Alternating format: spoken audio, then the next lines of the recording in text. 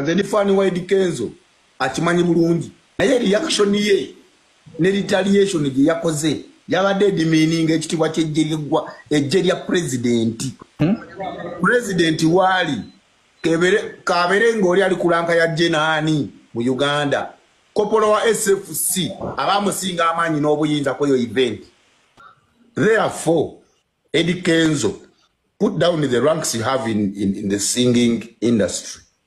It is very simple. Writing a public apology to the Elite Army SFC, apologizing for that incident. Then secondly, he should initiate a dialogue. Manyika afande magala, kano magala. Mumunonye, manyi mujafuna contact ye. Mumunonye, anonyoyo musirikale yabadde ku stage.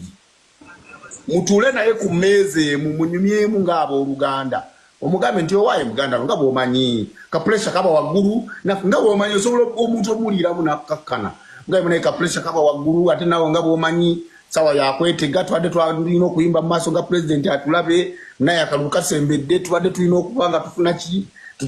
naye president asime tufuna akasente ka campaign bajja kutegeera bali abasajja be basinga okutegeera mu ggwanga muno ndi ku stage bwezo okunyimbira n'okumugamba bye mugamba ate ninde kagende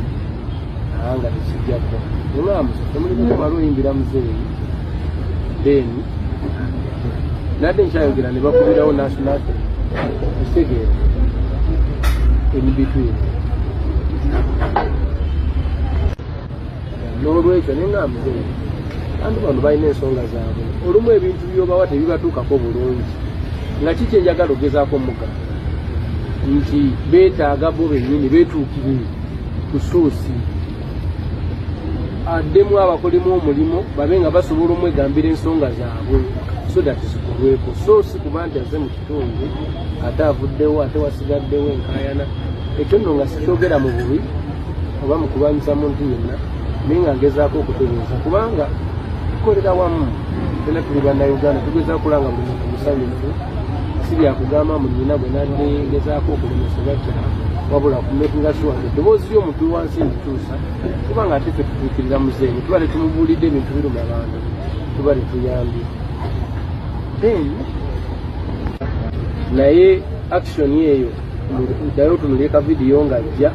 namuwadde ekitiibwa kye nemuwuliriza bulungi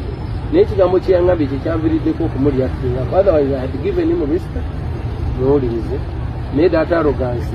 yanzigyeko wayenenga why would someone need to be this arrogant and moreover this is my time